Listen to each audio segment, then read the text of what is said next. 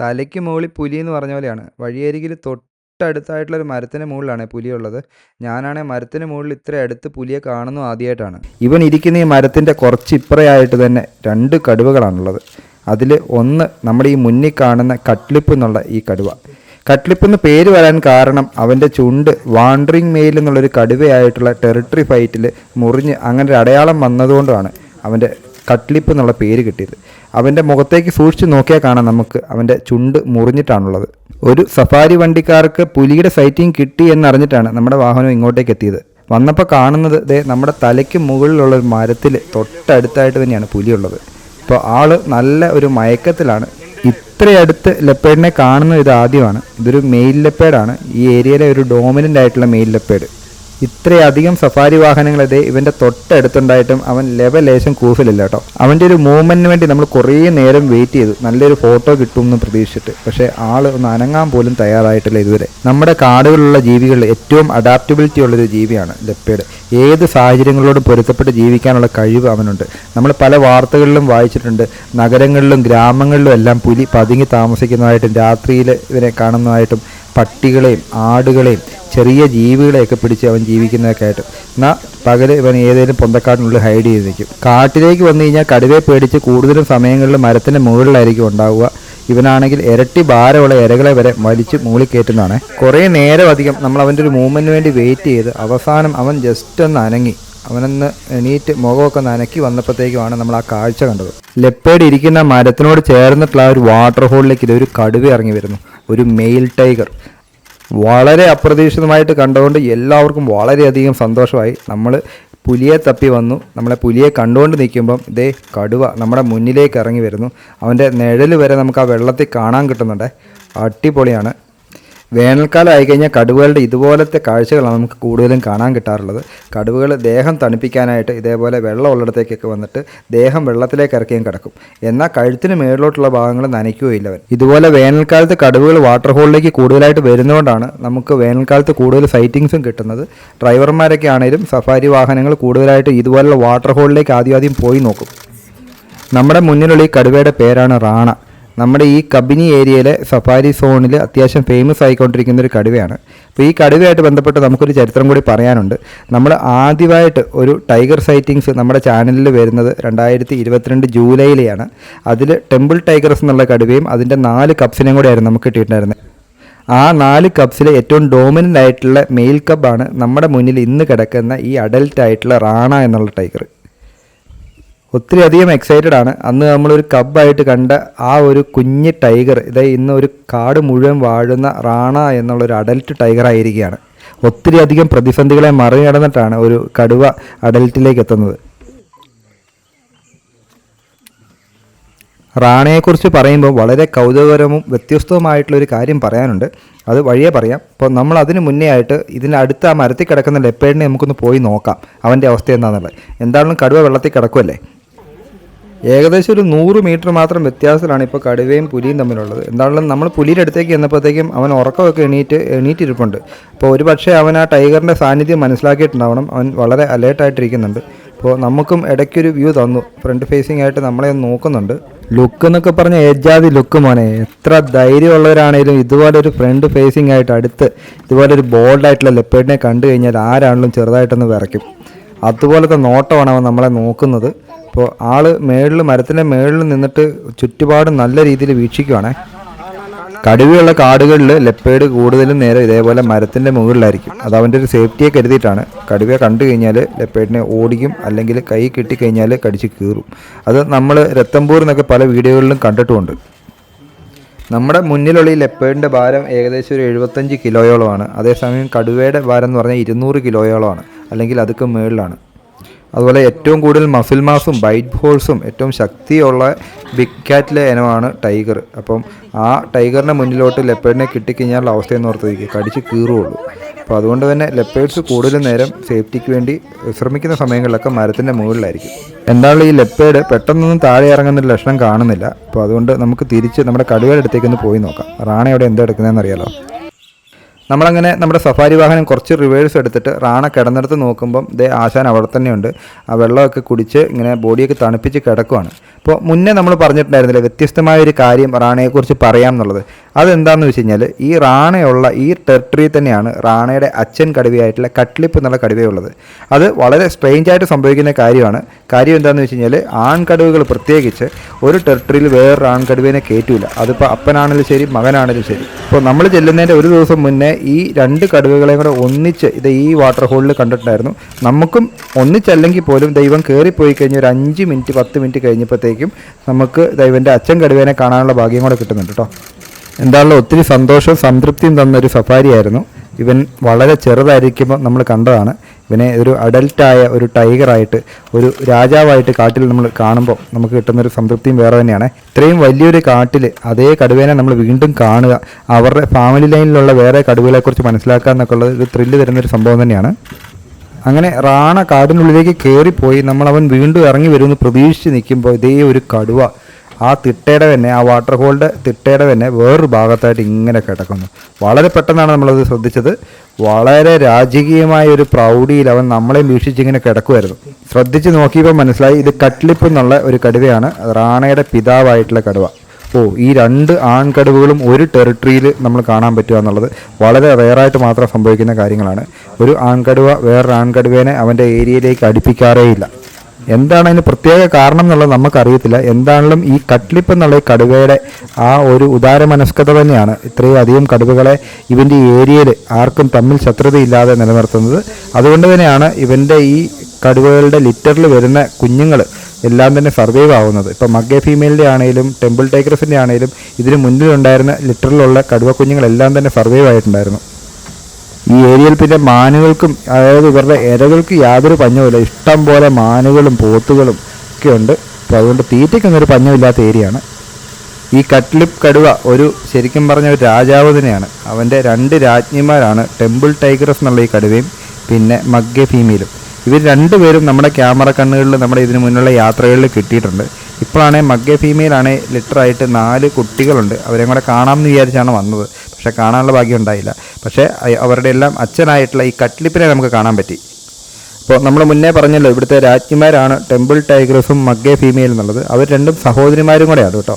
നഞ്ചിക്കട്ടെ female എന്നുള്ള ഇവിടുത്തെ famous ആയിട്ടുണ്ട് മുന്നേ ഒരു ടൈഗ്രസിൻ്റെ 2 പുത്രിമാരാണ്. 2 ലിറ്ററലായിട്ടുള്ള പുത്രിമാരാണ് ടെമ്പിൾ ടൈഗ്രസും മഗ്ഗേ ഫീമെയിലും.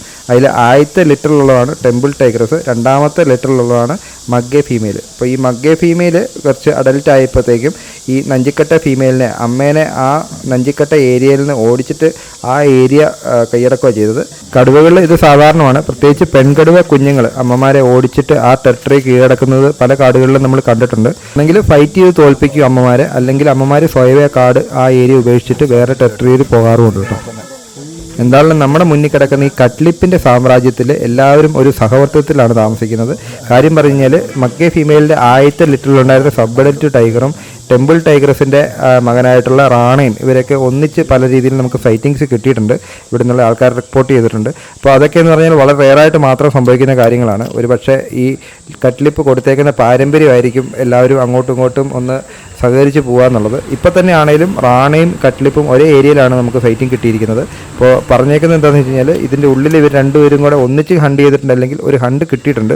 ആ കില്ല് ഇവർ ഒന്നിച്ച് ഷെയർ ചെയ്ത് കഴിച്ച് ചൂട് മാറ്റാൻ വേണ്ടിയിട്ടാണ് വെള്ളത്തിലേക്ക് ഇറങ്ങി വന്ന് കിടക്കുന്നത്. വെള്ളം കുടിച്ച് അവർ തിരിച്ചു പോകുന്നു, വീണ്ടും കഴിച്ച് വീണ്ടും ഒരു അരമണിക്കൂർ 1 മണിക്കൂറിനുള്ളിൽ വീണ്ടും ഇതേ ലൊക്കേഷനിലേക്ക് തന്നെ ഇവർ മാറി മാറി വരുന്നുണ്ട് കേട്ടോ.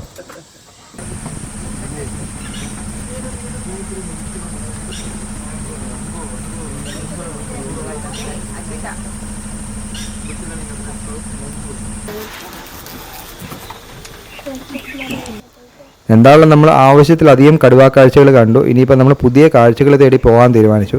കാരണം കൺകുളിർക്ക് കടുവയും പുലിയൊക്കെ ഇഷ്ടം പോലെ കിട്ടി. പക്ഷേ ഈ കടുവയും പുലി അല്ലാതെ ഈ ഒരു സീസണിൽ പ്രത്യേകിച്ച് വേനൽമഴ കിട്ടിയതുകൊണ്ട് തന്നെ നമുക്ക് ഏപ്രിൽ മാസത്തിൽ ഇഷ്ടംപോലെ വേറെയും കാഴ്ചകൾ കിട്ടുന്നുണ്ട് കേട്ടോ. ഇപ്പോൾ പുൽത്തകിടിയിലൊക്കെ ആണെങ്കിലും ഇഷ്ടംപോലെ പുല്ലായതുകൊണ്ട് തന്നെ ആനകളും മാനുകളും ഒക്കെ ഇഷ്ടം പോലെ ഈ ലേക്കിൻ്റെ സൈഡിലൊക്കെ നമുക്ക് കാണാൻ കിട്ടുന്നുണ്ട്.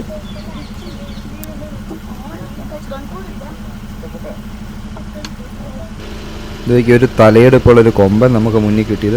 അപ്പോൾ രാവിലെ തന്നെ ഒരുപാട് നല്ല നല്ല കാഴ്ചകളാണ് കിട്ടുന്നത്.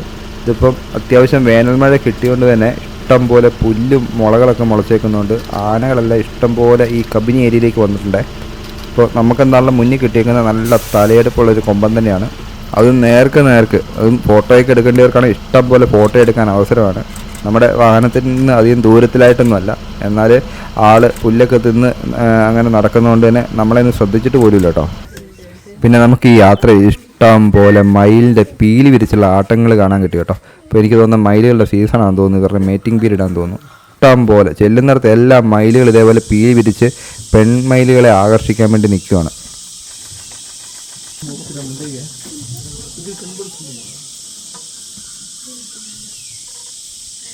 നോക്കി കാട്ടിൽ മാത്രം കാണപ്പെടുന്ന ചെങ്കീരിക്കുട്ടന്മാർ, അമ്മമാരുടെ ആ കഴുത്തിൻ്റെ അവിടെ ഇങ്ങനെ ഒരു വെട്ട് കാണുന്നതുകൊണ്ടാണ് അമ്മമാരെ സ്ട്രൈപ്ഡ് നെക്ക് മംഗൂസ് എന്ന് ഇംഗ്ലീഷിൽ വിളിക്കുന്നത്. നമ്മൾ മലയാളത്തിൽ ചെങ്കീരി എന്ന് വിളിക്കും. കാട്ടിൽ കാണുന്ന ഏറ്റവും വലിപ്പം കൂടിയ കീരികളാണ് ഇവർ. എന്താണല്ലോ ഈ കൂട്ടരെ കണ്ടില്ല എന്നുള്ളൊരു വിഷമം വേണ്ട. ഇത് കാട്ടി ഇന്ത്യൻ വൈൽഡ് കോർ, കാട്ടുപോത്ത് എന്നൊക്കെ നമ്മൾ വിളിക്കുന്ന സാധനം. ഇതിൽ ഇപ്പോഴും ചർച്ച നടക്കുന്നുണ്ട്, കാട്ടിയാണോ കാട്ടുപോത്താണോ എന്നുള്ളത്. നമ്മുടെ കേരളത്തിലെ എല്ലാ ഔദ്യോഗിക രേഖകളും ഇപ്പോഴും ഇത് കാട്ടുപോത്ത് തന്നെയാണ്. കാട്ടി എന്നുള്ളതൊരു മലയാള പദമായിട്ട് ഒരിടത്തും കണ്ടിട്ടുമില്ല. ഇത് കേരളത്തിൻ്റെ അതിർത്തി ജില്ലകളിലൊക്കെ കർണാടകയോടൊക്കെ ചേർന്ന് കിടക്കുന്ന സ്ഥലങ്ങളിലാണ് കൂടുതലായിട്ട് ഇതിനെ പ്രാദേശികമായിട്ട് കാട്ടി എന്ന് വിളിക്കുന്നത്. എന്തായാലും ഇത് പോത്തല്ല എന്ന് മനസ്സിലാക്കിയാൽ മതി. ഇത് പശു കുടുംബത്തിലെ ഏറ്റവും വലിയ ജീവിയാണ്, ഇന്ത്യൻ വൈൽഡ് കോർ.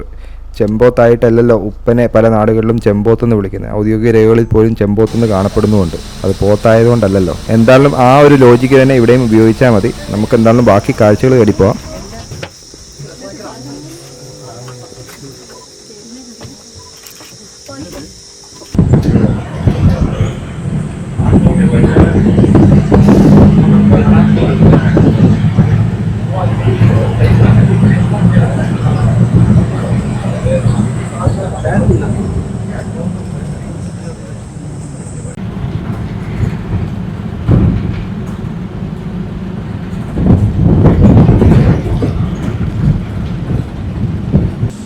അങ്ങനെ നമ്മൾ രാവിലത്തെ സഫാരി കഴിഞ്ഞ് റൂമിൽ പോയി ഒന്ന് ഫ്രഷൊക്കെ ആയിട്ട് ഉച്ച കഴിഞ്ഞത്തെ സഫാരിക്ക് നമ്മളിപ്പോൾ വന്നിട്ടാണുള്ളത്. അപ്പോൾ നിങ്ങൾ കബനി സഫാരി എടുക്കുമ്പം നമ്മൾ സജസ്റ്റ് ചെയ്യുന്നൊരു സ്റ്റേ ആണ്, അത് നമ്മൾ വീഡിയോയുടെ ലാസ്റ്റ് കാണിക്കുന്നുണ്ട്.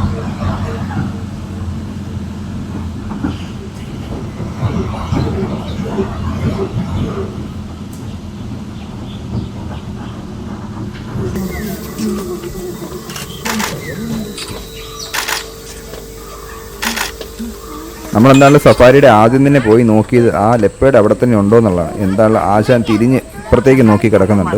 അപ്പോൾ അതിൻ്റെ അർത്ഥം മിക്കവാറും ടൈഗർ ഏരിയ തന്നെ കാണാനും സാധ്യതയുണ്ട്. അപ്പോൾ നമ്മൾ കുറച്ച് നേരം വാട്ടർ ഹോളിൻ്റെ അവിടെ ഇനി പോയി വെയിറ്റ് ചെയ്യാൻ തീരുമാനിച്ചത്. അങ്ങനെ നമ്മൾ കറങ്ങി തിരിഞ്ഞ് വീണ്ടും അവിടെ തന്നെ വന്നപ്പം നമ്മുടെ റാണ വെള്ളത്തിലിറങ്ങി കിടക്കുന്ന കാഴ്ചയാണ് കാണുന്നത്. ദേശീയ മൃഗവും ദേശീയ പക്ഷിയും കൂടെ നമുക്കിപ്പോൾ ഒരു ഫ്രെയിമിൽ കാണാൻ പറ്റും. മയിൽ കടുവേനെ കണ്ടുകൊണ്ട് നിൽക്കുവാണ്. ഭയങ്കര ആകാംക്ഷയോടെ അവർ എത്തി നോക്കുന്നുണ്ട് ഇങ്ങനെ കരയിൽ നിന്നിട്ട്. അപ്പോൾ നമുക്കൊരു കാര്യം തീർച്ചയാക്കാം, റാണ ഇവിടെ ഏതോ ഒരു കില്ല് ചെയ്തിട്ടുണ്ട്. അതുകൊണ്ട് തന്നെയാണ് ഈ ഏരിയ വിട്ട് അവനെങ്ങും പോകാത്തത്. കട്ട്ലിപ്പ് ഏരിയ തന്നെയുണ്ട്. അപ്പോൾ രണ്ടുപേരും കൂടെ ഒന്നിച്ചായിരിക്കാം ഈ ഒരു കില്ല് ചെയ്തേക്കുന്നത്. അപ്പോൾ ഇടയ്ക്ക് തീറ്റ തിന്നുന്നു, ശരീരത്തിൻ്റെ ചൂടൊക്കെ ഒന്ന് മാറ്റാൻ വേണ്ടിയിട്ട് വെള്ളത്തിലേക്ക് ഇറങ്ങി കിടക്കാൻ വേണ്ടി ഇങ്ങോട്ടേക്ക് വരുന്നു. അപ്പോൾ മിക്കവാറും വാട്ടർ ഹോളൊക്കെ ഉള്ള ഏരിയയിലായിരിക്കും ഇവരെപ്പോഴും കില്ല് നടത്തിയിട്ട് ആ ഏരിയയിലായിരിക്കും കൊണ്ടുപോയി ഇടുന്നത്. പിന്നെ ആ ഏരിയയിൽ നിന്ന് ഈ കില്ല് തീരുന്നിടം വരെ ഒരു 3-4 ദിവസത്തേക്ക് ആ ഏരിയ തന്നെയൊക്കെ കാണും. എന്തായാലും അത് നമുക്ക് ഗുരുത്വമായി. നമുക്ക് ആവശ്യത്തിന് കടുവ ഫൈറ്റിങ് കിട്ടാനുള്ള ഭാഗ്യമുണ്ടായി.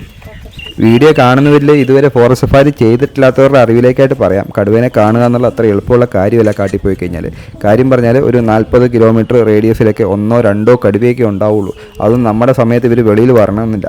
കൂടുതലും സമയം ഇവർ രാത്രി കാലങ്ങളിലാണ് ആക്റ്റീവ് ആകാറുള്ളത്, പകൽ എവിടെയെങ്കിലൊക്കെ കിടക്കാറേ ഉള്ളൂ. അതുകൊണ്ട് തന്നെ നമ്മുടെ ഈ സഫാരി ടൈമിങ്ങിൽ കടുവേനെ കാണുക എന്നുള്ളത് വലിയ ഭാഗ്യം തന്നെ ചെയ്ത പരിപാടിയാണ്. അങ്ങനെ ഉച്ച കഴിഞ്ഞ് നമുക്ക് ആവശ്യത്തിന് കടുവ കാഴ്ചകളൊക്കെ തന്നിട്ട് ഇതാ റാണ കാടിനുള്ളിലേക്ക് കയറി പോകാനുള്ള തയ്യാറെടുപ്പായേ. I don't. I still do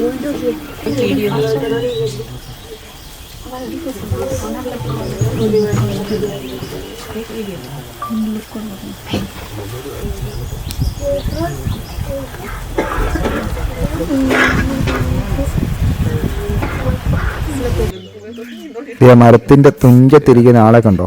ഇതൊരു വംശനാശ ഭീഷണിയിലുള്ളൊരു പക്ഷിയാണ്, റെഡ് ഹെഡഡ് വൾച്ചർ.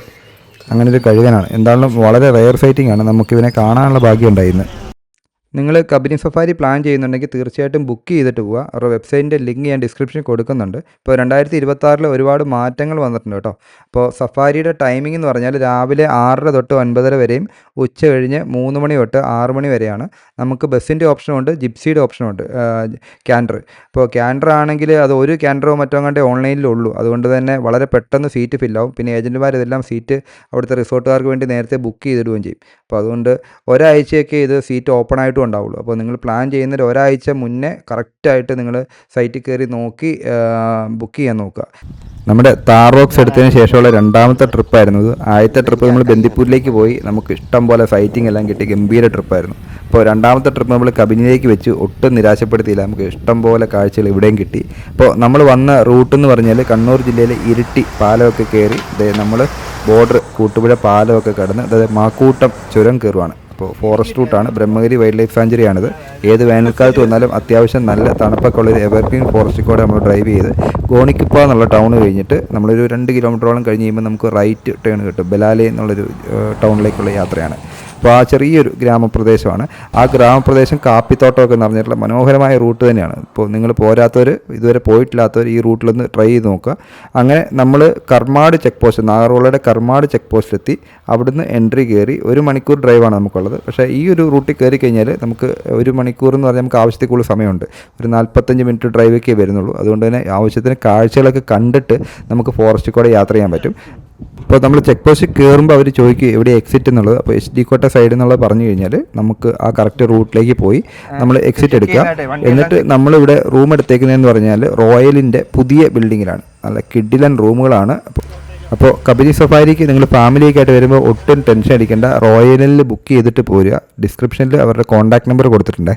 അപ്പം നിങ്ങളും ഈ HD കോട്ട ഏരിയയിലേക്ക് കബനി സഫാരിക്കായിട്ടോ അല്ലാതെയൊക്കെ ആയിട്ട് വരുമ്പോൾ നിങ്ങൾക്ക് പോകാൻ പറ്റിയ, അതായത് നമുക്ക് വണ്ടിയും കൊണ്ടൊക്കെ ഇറങ്ങാൻ പറ്റിയ ഒരു ലേക്ക് സൈഡാണ് ഈ കബനി ലേക്കിൻ്റെ ഏരിയയിൽ. ഇനിയിപ്പോൾ കുറച്ചും കൂടെ പച്ചപ്പൊക്കെ ആകുമ്പോഴത്തേക്ക് ഇവിടുത്തെ ഭംഗി കൂടുകയുള്ളൂ.